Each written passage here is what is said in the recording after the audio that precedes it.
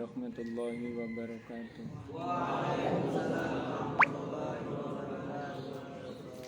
Alhamdulillahirabbil alamin. Salatu wassalamu ala asyrofil anbiya'i wal mursalin wa ala alihi washabbihi wasallim. Alhamdulillahirabbil alamin. Terima kasih pada moderator bagi acara, ada tim review yang saling melengkapi satu dengan yang lainnya, para operator, pemirsa, santriwan santriwati offline online yang dirahmati oleh Allah Subhanahu wa taala. Kita lanjutkan ayat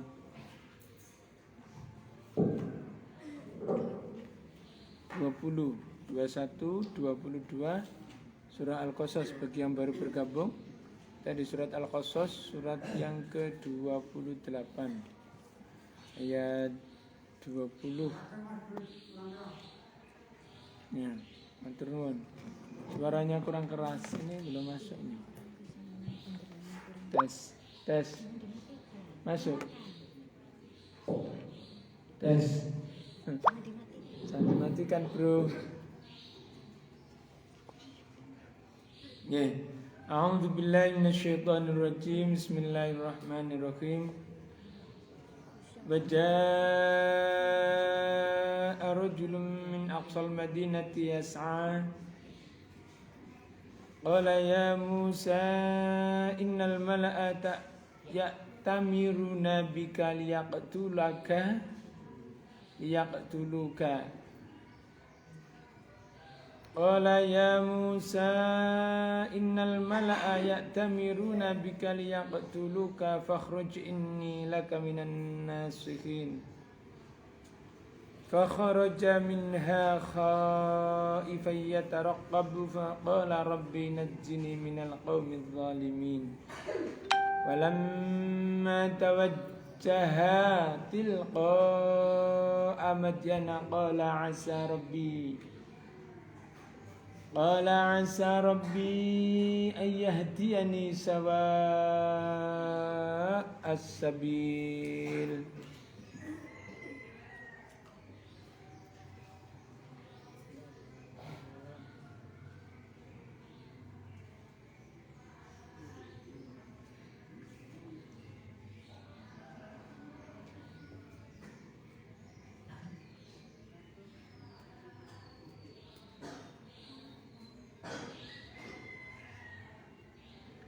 Wajah dan ketika tatkala nih rajulun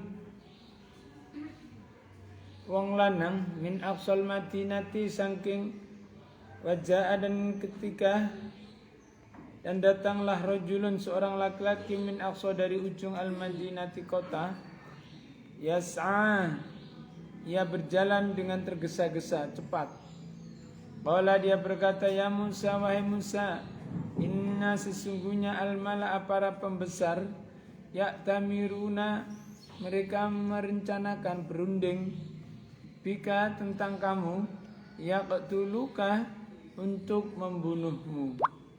Fakhruj maka keluarlah dari kota ini sesungguhnya aku laka kepadamu min dari golongan an-nasikhin orang-orang yang memberikan nasihat, golongan antara memberikan nasihat. Fa kharaja maka dia keluar minha darinya khaifan dengan rasa takut. Yataraqabu dia semakin cengkiling waspada. Qala dia berkata Rabbi Tuhanku najjini selamatkanlah aku min dari al-qaumi golongan al-zalimin orang-orang yang zalim. Walamma lan tatkalane dan tatkala ketika tawajjaha dia menghadap tilqa'a pada arah Madyannya kota Madyan. Qala dia berkata asa mudah-mudahan Rabbi Tuhanku ayyatiani akan memberikan petunjuk kepadaku, menunjukiku, membimbingku sawa as-sabil jalan yang lempeng, jalan yang lurus. Ya. A'udzu billahi minasyaitonir rajim. Bismillahirrahmanirrahim. Bismillahirrahmanirrahim. Wajaa dan datanglah. Dan datanglah Rajulun seorang laki-laki. rajulun seorang laki-laki Min aqsal madinati. min aqsal madinati Dari pojok kota. dari pojok kota Yas'a yang berjalan dengan tergesa-gesa. Yas'a yang berjalan dengan tergesa-gesa. Qala dia berkata, Qala dia berkata, Ya Musa, wahai Musa, Ya Musa, wahai Musa, inna sesungguhnya inna sesungguhnya al-mala'a para pembesar al-mala'a para pembesar ya'tamiruna ya'tamiruna mereka berembuk mereka berembuk bika tentang kamu bika tentang kamu liyaqtuluka liyaqtuluka agar mereka semua membunuhmu. agar mereka semua membunuhmu. Fakhruj maka keluarlah Wakhruj maka keluarlah dari kota ini. dari kota ini. Ini sesungguhnya aku Ini sesungguhnya aku laka kepadamu laka kepadamu min dari antara golongan min di antara golongan an-nasihin orang-orang yang memberikan nasihat. an-nasihin orang-orang yang memberikan nasihat. Fakharaja Fakharaja maka dia keluar maka dia keluar minha dari kota itu minha dari kota itu khaifan khaifan dengan rasa takut dengan rasa takut yataraqabu yataraqqabu dia sambil penuh waspada. dia sambil penuh waspada. Qala dia berkata, Qala dia berkata, Rabbi Tuhanku, Rabbi Tuhanku, najini selamatkanlah aku najini selamatkanlah aku min dari min dari al-qaumi satu kaum al-qaumi suatu kaum al-zalimin yang zalim. al-zalimin yang zalim. Falamma dan tatkala Walamma dan tatkala tawajjah dia menghadap tawajjah dia menghadap tilqa'a tilqa'a ke suatu arah ke suatu arah Madiannya kota Madian. Madiana kota Madian. Qala dia berkata, Qala dia berkata, asa mudah-mudahan asa mudah-mudahan Rabbi Tuhanku Rabbi Tuhanku ayyahdiyani ayyahdiyani akan memberikan petunjuk kepadaku akan memberikan petunjuk kepadaku sawa'a as-sabil sawa as-sabil jalan yang lurus. jalan yang lurus. Oke, senang. A'udzu billahi minasy syaithanir rajim. Bismillahirrahmanirrahim. Wajah dan datang rajulun seorang laki-laki min dari aqsal Madinah dari pojok kota. Dia jalan dengan cepat. Qala dia berkata, Ya Musa, wahai Musa, inna sesungguhnya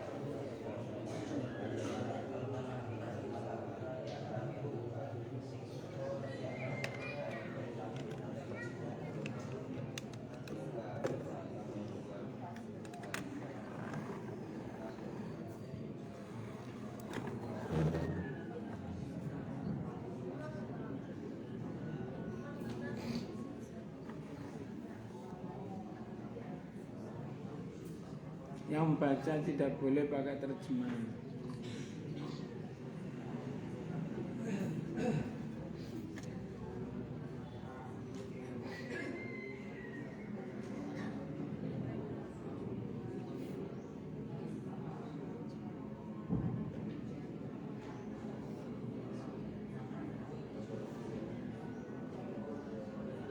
San, baca San. Pernah? Kusyang nih. Ini kok masuk kalau kusyang pikir kok ini.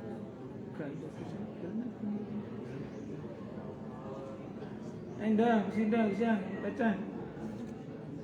Cocokan yang kesan. Mana Mas Sergi? Ya, Sergi mana? Mas Bernard.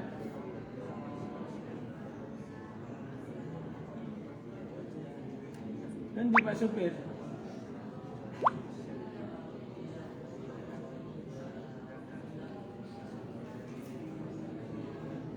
Wahid.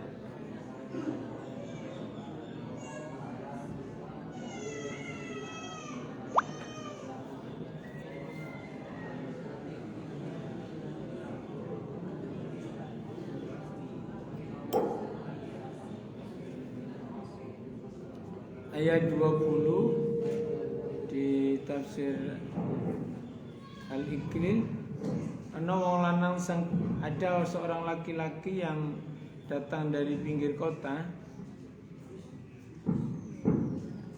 lari-lari berjalan untuk memberikan informasi kepada Nabi Musa.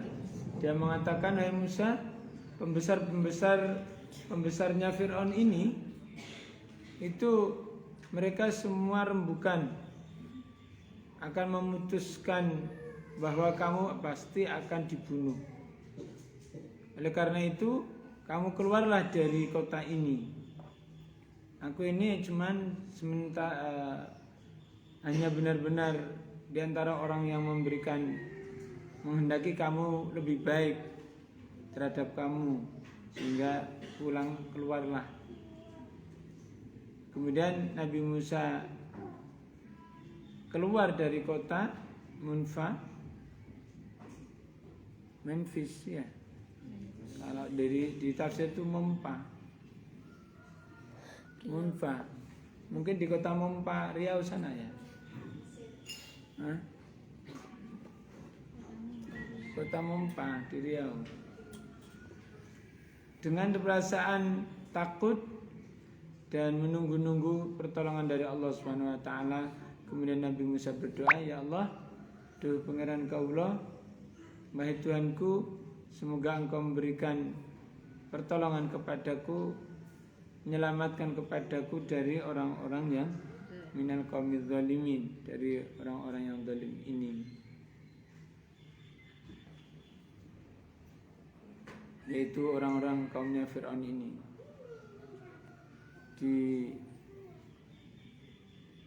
ayat 20 pun orang-orang zalim loh sisik pakai rembukan.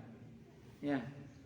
Pakai diskusi untuk menentukan hukum itu loh. Enggak main keroyok aja. Kamu itu. Orang zalim aja untuk menentukan sesuatu pakai rembukan, pakai rapat, pakai diskusi. Nggak asal main keroyok. Orang terdidik kok pakai keroyok itu loh, gimana kamu itu ya. Mana ini golongan kelompok pengeroyok ini?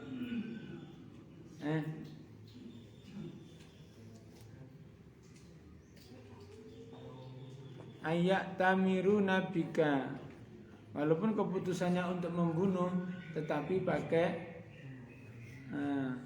rembukan. Jadi jangan main hakim sendiri kalau mau melakukan sesuatu, baik itu yang bersifat pribadi apalagi secara umum. Ya enggak? Punya kekuasaan pun ya demikian. Ya. Maka Nabi Musa setelah mendapatkan informasi dari seorang laki-laki tadi siapa? Di tafsir-tafsir kalian tidak ada. Siapa? Habib. Siapa?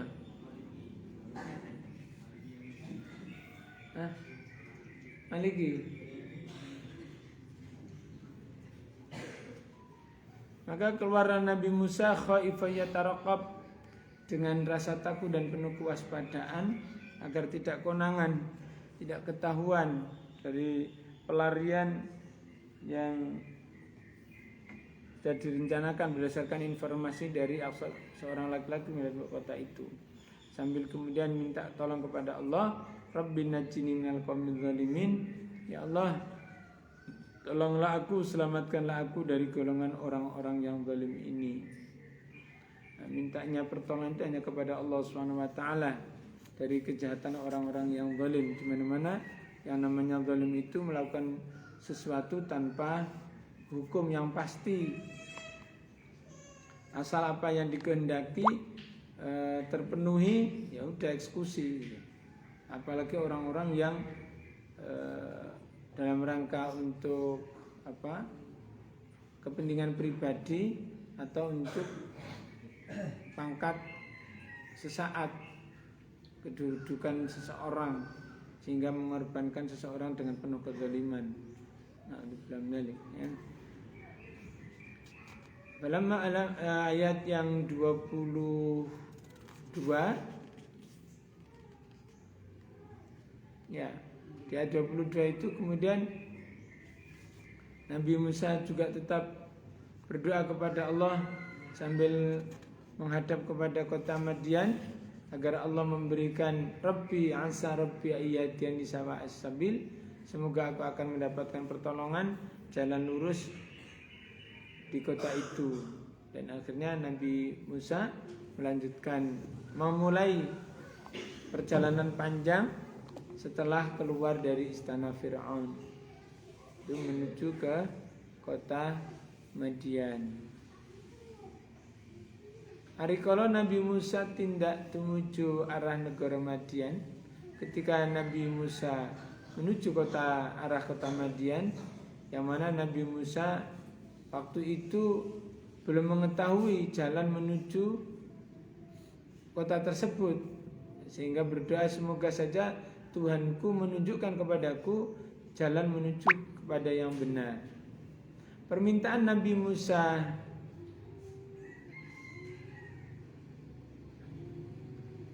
tersebut itu terkabul, ya. Allah Ta'ala kemudian mengutus malaikat yang membawa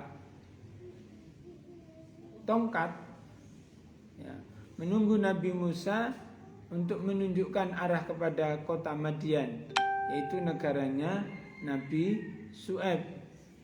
Antara Mesir negaranya dan negaranya Nabi Musa itu dengan negara Madian itu ada negaranya Nabi Syuaib, kira-kira perjalanan 8 hari perjalanan kaki. Kalau perjalanan kaki 8 hari itu kira-kira berapa kilo?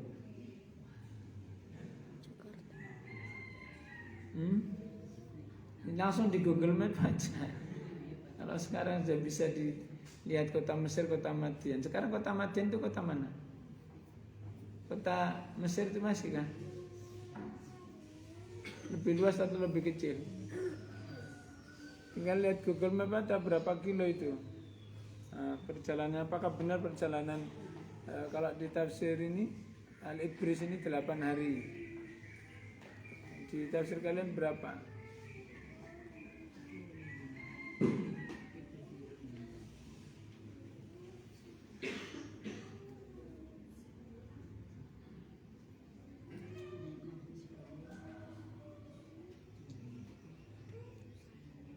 Oke, sampai di sini ada tambahan, ada pertanyaan, ada koreksi, silakan.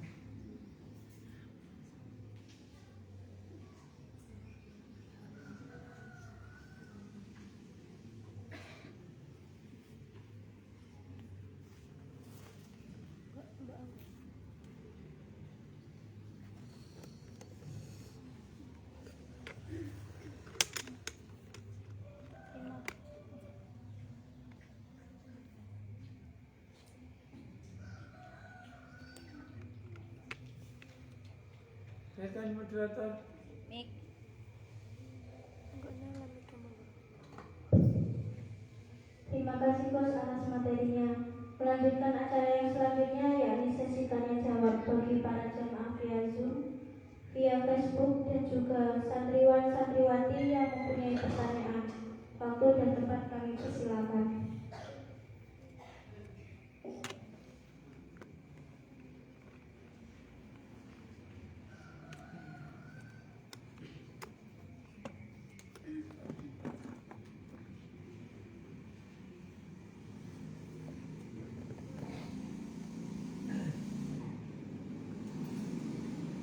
Mantuk. Sudah Saya lo tidur baru sejam. Datang tadi di jam 1:30. jam 2. Jam 2. Jam 2 kurang 10. Jam 2. Udah sholat malam banget, tidurnya cuma sejam. Jam setengah. Ketinggalan sholat malam.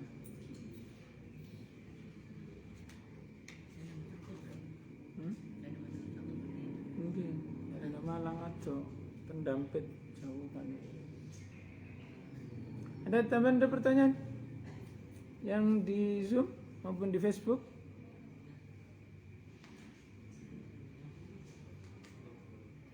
Tapi kenapa Allah nggak bikin skenario biar Nabi Musa jadi apa raja dulu biar gampang ngurusin? Ini ada pertanyaan. Kenapa Allah nggak buat skenario Nabi Musa jadi raja dulu biar mudah ngaturnya? Ngapain juga pakai berantem, pakai ini lama-lama kali, pakai lari-lari pula. Kan tangannya kuat ya kan? Kenapa juga nggak langsung ayo gelut kabeh bareng, ayo adepo. Itu kan kamu ya. Kalau kamu ayo, sapa sing wani maju. Jadi kapek siji loro, maju kabeh tak layani. Ya. Kan sudah tahu bahwa Nabi Musa punya kekuatan begitu, kenapa enggak maju gitu itu? Itu jenenge wong sombong. Iya.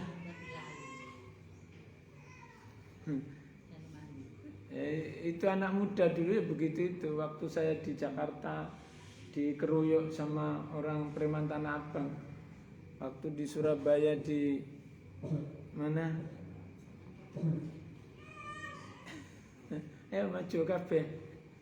Nang gitu wong Lamongan gak wedi. Waktu di Riau dirampas tanah kita. Wis kawan mundur kabeh, kan sing gelem maju tak aku sing maju dhewe. Endi wonge?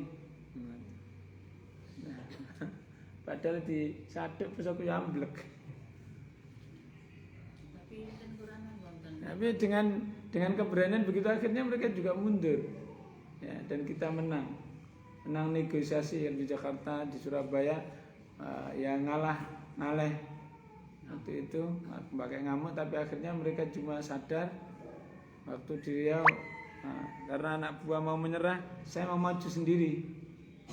Begitu mau maju sendiri, anak buah kira itu izin, wah saya sudah lama di sini puluhan tahun, masa Gus-Gusin yang maju tengah alas. Ayo mana orangnya?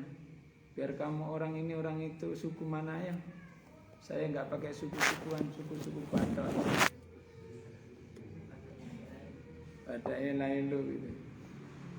Mau maju akhirnya teman-teman maju, ya akhirnya ya selesai. Ya, kenapa skenario Allah? Ya kalau Allah membuat skenario begitu kan nggak ada perjuangan, nggak ada cerita. Kalau kemudian ujuk-ujuk tiba-tiba menjadi raja tanpa ini, nggak ada cerita begitu. Semua mengalami proses untuk menjadi yang terbaik, untuk menjadi orang yang unggul itu prosesnya harus berliku-liku. Ya, lika-liku laki-laki yang tak laku. Harus itu. Tentara itu harus begitu. Jadi nggak bisa ujuk-ujuk jadi jenderal gitu, nggak boleh. Nggak ada cerita. Harus melalui proses panjang. Ya. Yang kedua, kalau nggak melalui proses begitu kan Nabi Musa nggak ada jodohnya juga. Kan Nabi Musa dijodohkan di kota Madyan.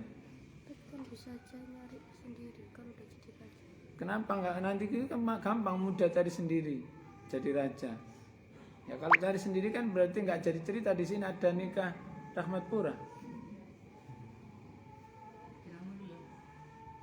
Ya beda punya cerita kan. Nabi Musa dijodohkan dan nurut aja. Dijodohkan dengan perempuan penggembala pula. Suki apa? Nah, dijodohkan dengan perempuan penggembala kambing domba. Nah, kira-kira kamu mau enggak? Proses.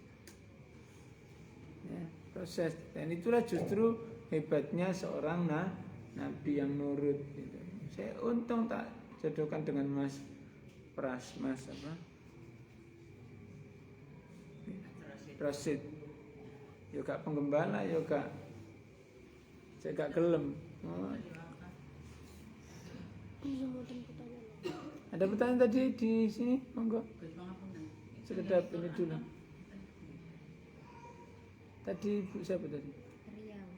Dari Riau ada pertanyaan? Silakan. Ya.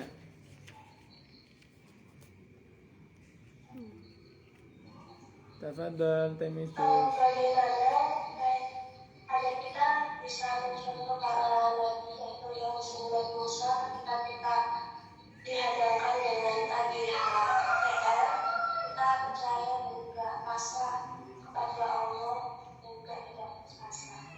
Dan yang kedua, bagaimana jika ada saat kita berian kepada seseorang tapi kita itu tidak merasa, dan kita pernah ketika nanti ke akhirat kita tiba-tiba ada catatan amal dan kebaikan kita yang tidak kita ketahui.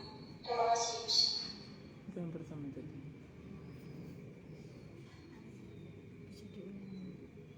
Yang kedua. Hah? Mana cara kita melawan AGHTR? Bagaimana kita cara menghadapi AGHTR, ancaman gangguan hambatan tantangan dan rintangan itu? Yang paling sulit itu dari dalam diri kita. Kalau dari luar itu mah ya memang sewajarnya. Ketika ada ancaman gangguan musuh di depan, ya pasti kita cepat mengangkat senjata dan berbagai macam strategi. Tapi kalau dari diri itu yang sulit. Ya, dari luar sudah jelas strategi perang kita bagaimana, strategi menghadapi yang secara berhadapan langsung, secara frontal, secara sampai ke gerilya sudah ada. Nah, kalau menghadapi diri itu yang sulit. Sama yang terjadi pada Nabi Musa tadi.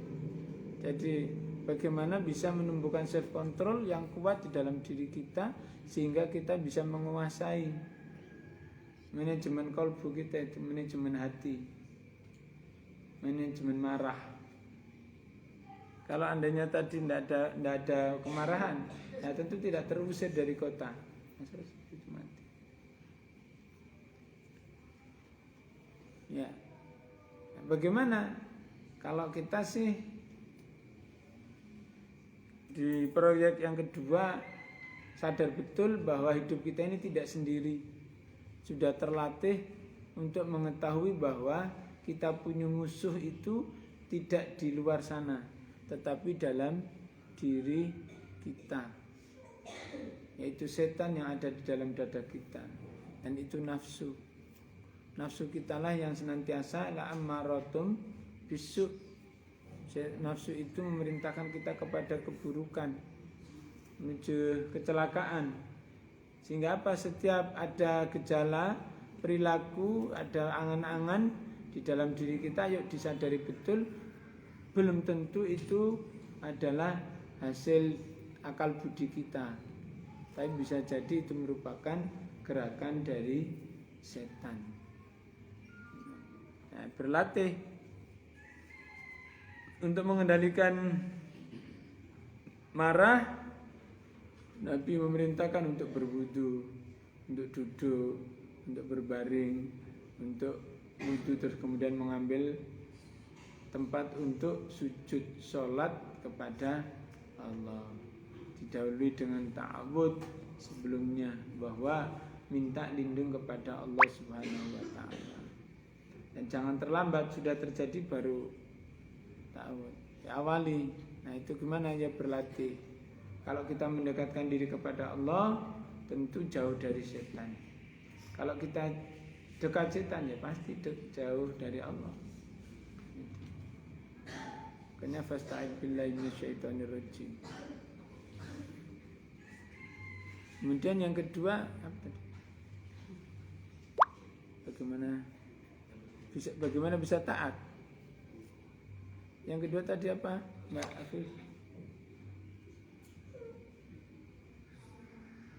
Bagaimana kita bisa taat total?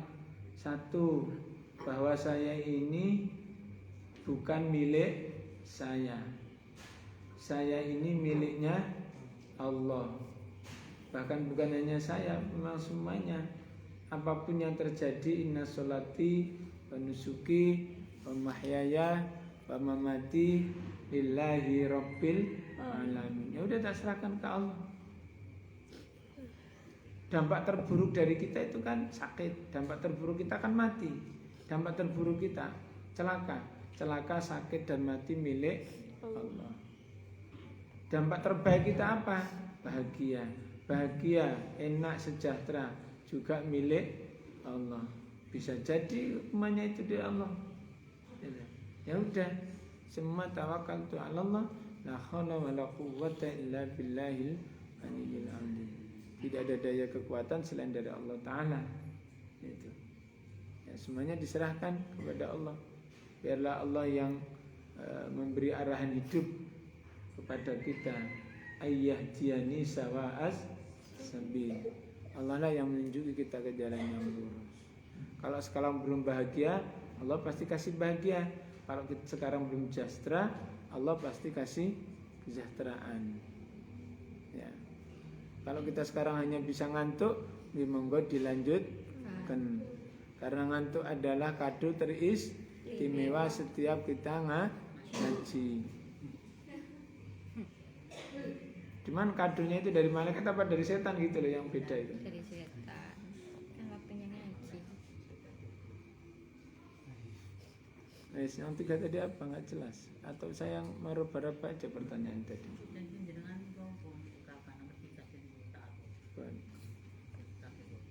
Oke, terima kasih. Waktunya habis, saya serahkan kepada moderator. Ditutup Rian. Ditutup Rian. Terima kasih. Astagfirullahaladzim. Mungkin Gus Hafid memberikan bahan. Kita bersyukur pada Allah. Berapa hari ini Gus Hafid sudah bisa bersamai, bisa sehat, bisa sholat bersama kita. Semoga menjadi pintu semangat bagi kita semuanya untuk menjadi orang-orang yang ikhlas, menjadi orang-orang yang sadar, menjadi orang-orang yang senantiasa mengembalikan segala sesuatu kepada Allah Subhanahu wa taala. Yang tadi tunjuk ke dalam Shiratal Mustaqimnya. Nah, Shiratal Mustaqim, Allahumma fiq lakum min tariq. Assalamualaikum warahmatullahi wabarakatuh. Waalaikumsalam.